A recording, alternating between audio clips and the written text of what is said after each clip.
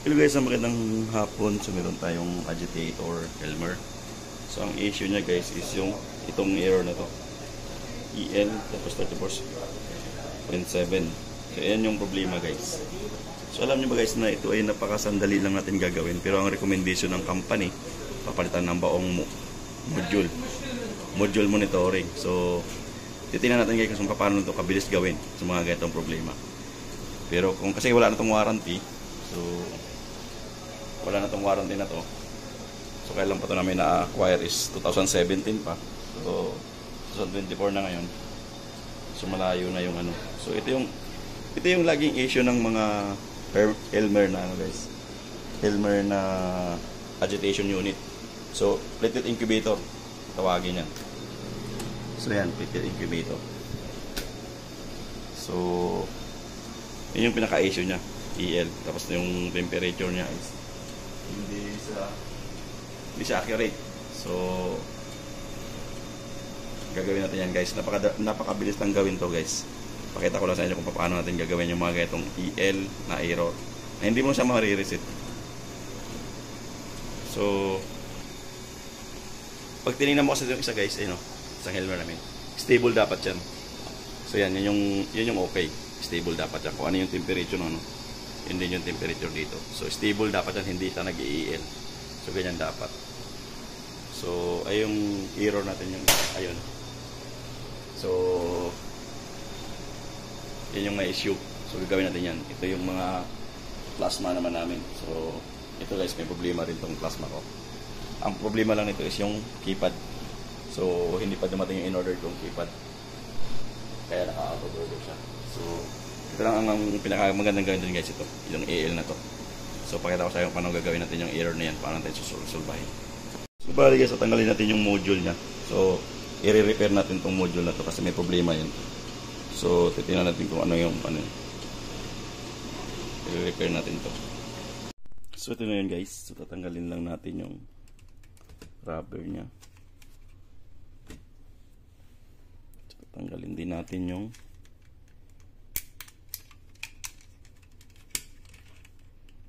clamp nya.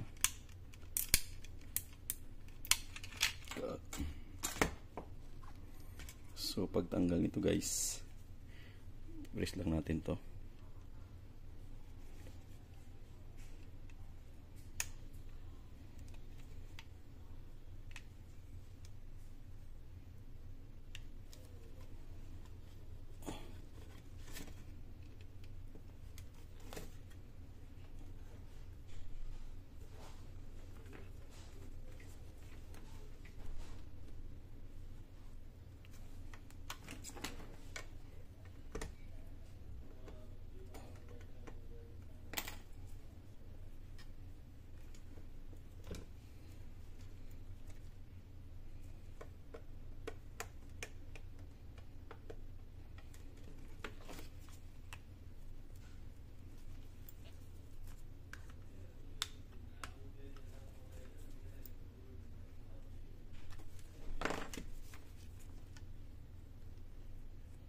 So kabilaan to.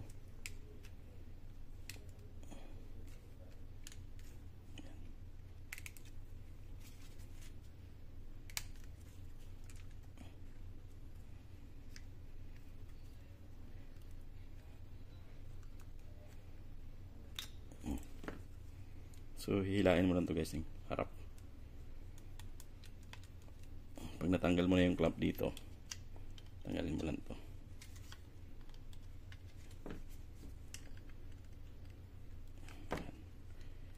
Tapos hilain mo lang to guys. So ang problema niyan guys, kita mo, yung dalawang capacitor niyan lumubo na. Ano? Nag-bloated na yung dalawang capacitor guys. So yun lang yung kadalasan na issue nito guys. So yan o, bloated na yung dalawang caps na 470 10 volts. So lumubo na siya. So ngayon guys, papalitan natin yan. So yun lang yung pinaka issue talaga niyan, kaya gano'n nag-i-EL yung ano natin, yung error dito. Tapos hindi accurate yung reading ng temperature. So ito yun, papalitan natin. So, hanap muna tayo ng pampalit nito guys.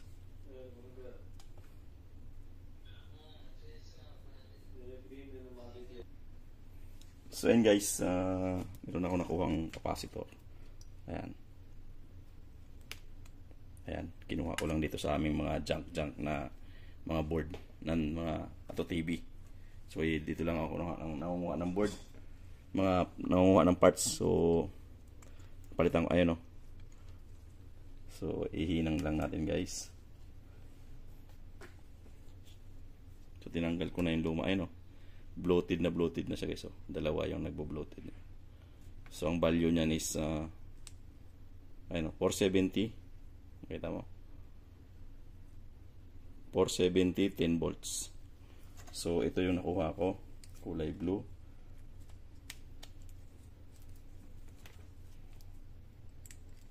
So, yan guys. 470. Ayan. 470. 16 volts. So, walang problema yan guys. Pares lang yan. Walang problema kung magpalitan mo ng mataas o mababa. So, ganito rin yung isa. Ayan o. Iba na rin ang kulay niya.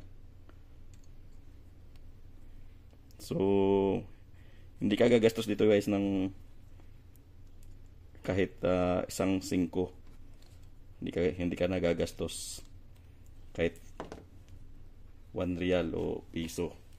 Kahit piso guys, wala ka nang gagastusin dito. Basta mayroon ka lang makakahuyan ng mga board, ng mga luma. Kaya napaka-importante yung mga lumang board guys, huwag nyo itapon kasi may mga kuha kayong spare parts doon. So, tulad nito, nakukuha ko yung capacitor niya.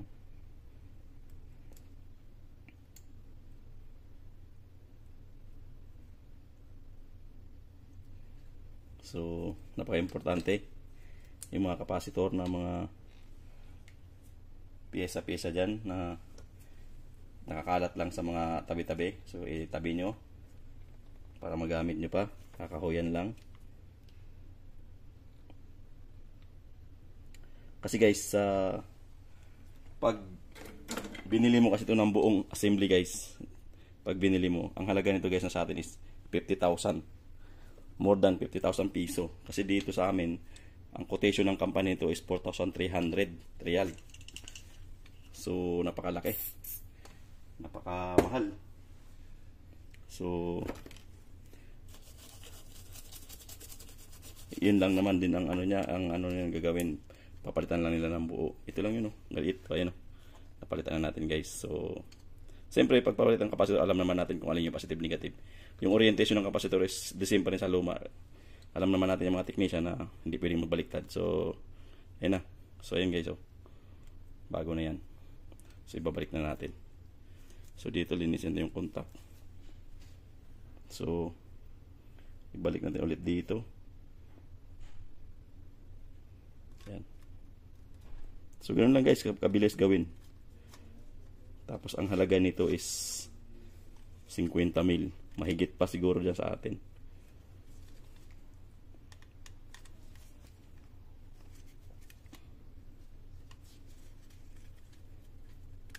Ayan. Kiklik lang natin yan guys. Ayan.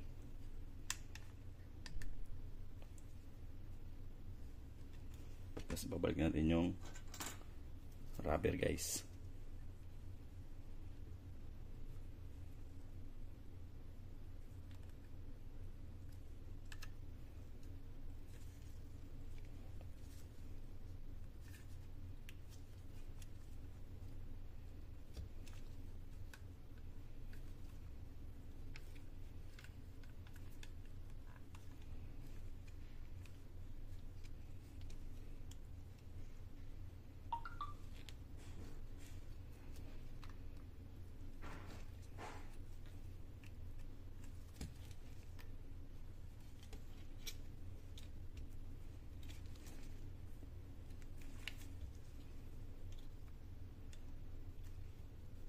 Actually guys, yung rubber na to, stopper lang to doon sa paglalagyan.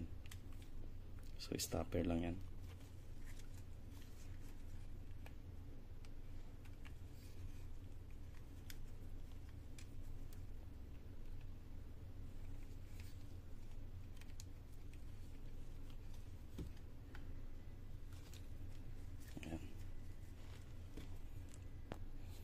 mas maganda guys na ilagay muna natin yung rubber bago natin i-lock to para sakto. Ayan. Yan, lock na siya. So ganyan ang mangyayari dapat. Yan.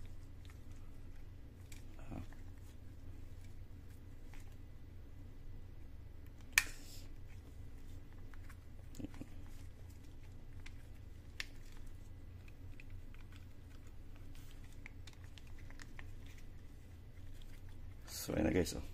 Kasi ibalik na natin doon sa pinag-ano natin. Ibabalik na natin doon guys sa ating pinagtanggalan. So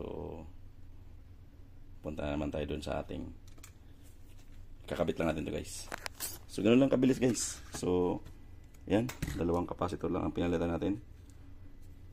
So sa halagang 50 mil pa, ito lang yung papalitan mo. Kahit 5 wala kang ginastos kasi nangangahoy ka lang doon sa mga board mo na pinagkakahoyan. So napakalaking savings guys sa ating company pag mga ganitong ginagawa natin. So ayan, tingnan natin doon kung gagana ba siya. So yun guys, ibabalik na natin tong ating ni-repair na temperature controller. So patayin lang natin guys. Bunutin lang natin yung saksak para sigurado. Yan. So uy.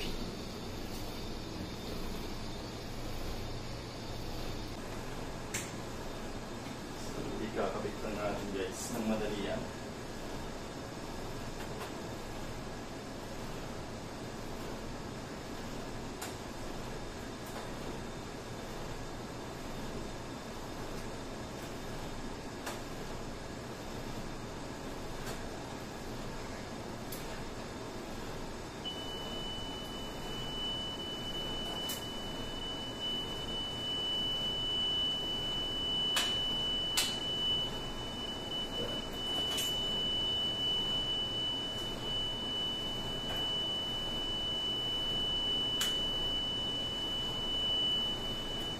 So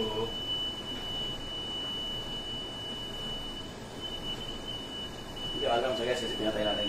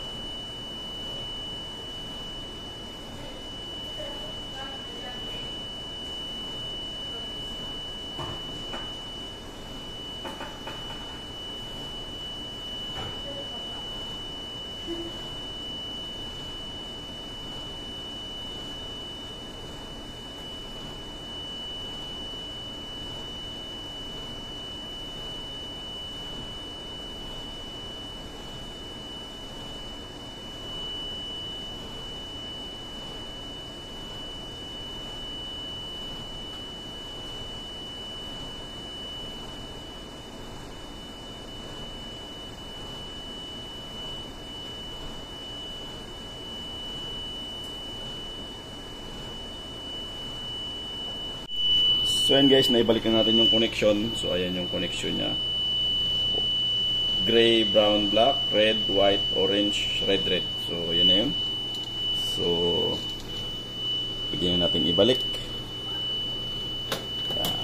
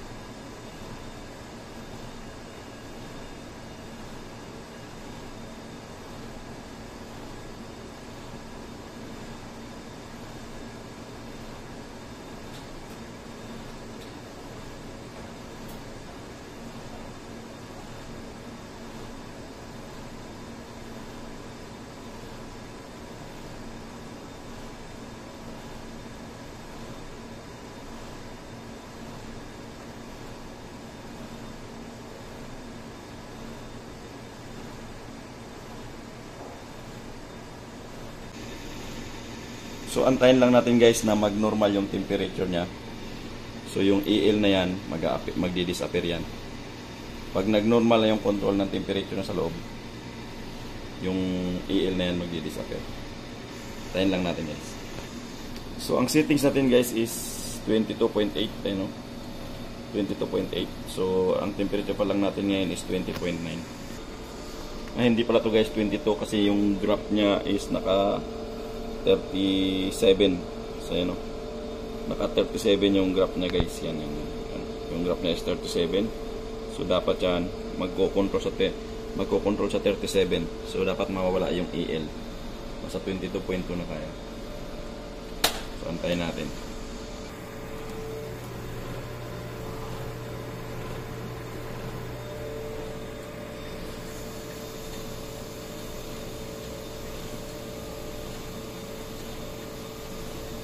So, tingnan natin yung ating value.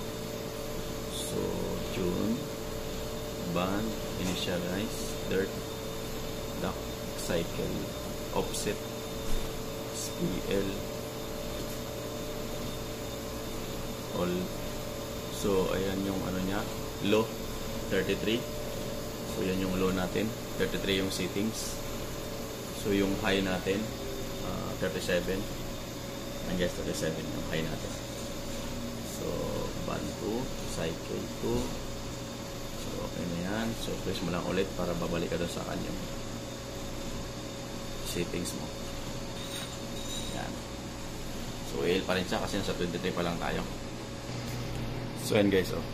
Nag-33 na siya. So, 33. So, nag-33 na siya guys kasi na-reach niya na yung temperature na 33. So yan guys, pag hinawakan ko yung sensor dito, so magiging tumaas yan kasi body temperature to guys ang sinusukat nito. So pag na-reach niya na yung 33 guys, mawala na yung AL na yan. So yan guys, nag-34 na siya. Kasi hinawakan ko yung sensor dito, tinakpan ko para uminit siya. Para ma-reach natin yung 33. Ay, nawala na sa alarm. So, yun lang guys. Ganun lang. So, yun guys, ganun lang kasimple i-repair yung mga ganong AL na error. So, wala kang gagaspusin, marirepair mo na yung AL error na yun. So, ganun lang kabilis guys. So, yun guys, hanggang sa muli. Ito na lang ako kayo.